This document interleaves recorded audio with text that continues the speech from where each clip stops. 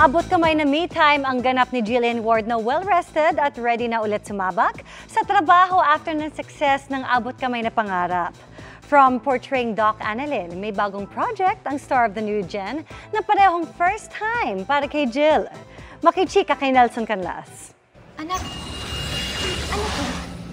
Matapos ang successful run ng Abot Kamay na Pangarap na umabot ng mahigit 2 taon at nag-iwan ng mga pinag-usapang mga eksena, nagkaroon na ng pagkakataon si Jillian Ward na magkaroon ng me time. Ayan, ito nagpakulay po ako ng buhok.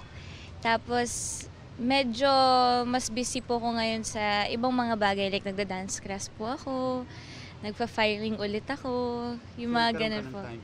Opo, kahit saglit lang, na-enjoy ko po siya. After ng short vacation, ready nang muli si Jillian na magpakilig ng mga kapuso sa bagong serye na kanyang gagampanan. First time nga raw niyang gagawa ng rom-com o romantic comedy. Bilang child star, puro mga roles ko po talaga growing up is more on drama, family drama. Tapos wala po masyadong mga kape or romance sa story. Medyo nag-start lang po nung sa Abot Kamay. Ayan na po. Ang daming manliligaw ni Annalyn. Bakit? May nararamdaman ka ba? May nararamdaman kasi ako eh. Ang kanyang makakatambal, isa raw sa mga naging manliligaw ni Doc Annalyn. Ang kapair ko po dito is si Michael Sager. So ayan, work ko din po siya sa Abot Kamay na Pangarap. Medyo naka-help din po yun kasi syempre naka-work ko na po siya. So medyo mas komportable na rin po. Pero yun na nga, Tito Nelson, kinakabahan pa rin ako kasi hindi ako sanay talaga sa mga kilig-kilig na eksena. Bago naman ang pagbabalik niya sa paggawa ng series, tinatapos ni Jillian ngayon ang isang movie project. First time din daw para kay Jillian ang role na tiyak na ikagugulat ng kanyang mga taga-subaybay. Sa lahat po ng characters na nagawa ko, ito yung pinaka-challenging. Super... In what way siya challenging? Mostly physical po, pero mentally challenging din po siya eh. Hindi mo pa nagagawa ito? Yung ganito po ka-intense, hindi pa po. Yung ganito ka-intense talaga. Nelson Canlas, updated sa Showbiz Happening.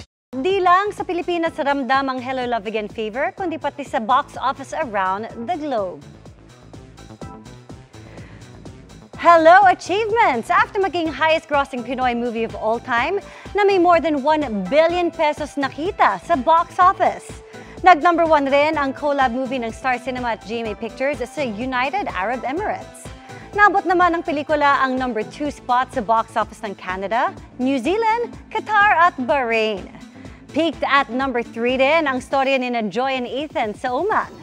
Habang sa Australia at Kingdom of Saudi Arabia, umangat ito sa 4th spot. Abot-abot din ang kilig, love and joy ng pelikula sa Amerika kung saan ito nag-peak at number 8. Showing in 1,100 cinemas worldwide ang Hello Love Again. Bonding with family and loved ones ang ganap ng ilang Sparkle stars this holiday season. Ibinahagi nila yan sa isang masayang celebration sa Dagupan City na ihahatid ni Jeric Basilio ng GMA Regional TV. Fun musical performances ang maagang regalo ng cast ng Forever Young sa Dagupenyo sa ginanap na Kapuso Mall Show sa Dagupan City. Jolly sina Althea Ablan, Matt Lozano at Princess Aliyah.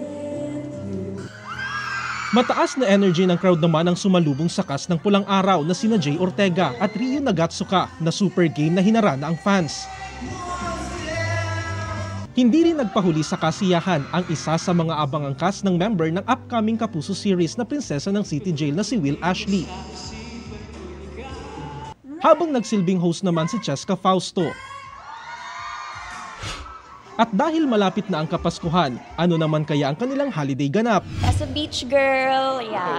So, nagpa-plan pa kami sa family. Very traditional ang aming Christmas. Gusto namin sama-sama kaming lahat ng family sa bahay. Uwi kami ng province namin kasi ang tagal na namin hindi nakapunta doon. Nakaraan hindi ako nakapag-spend ng time sa kanila. Siguro yun, family. This year, nanay ko, so Isabela. This year, I decided to do something different, which is to go out of the country.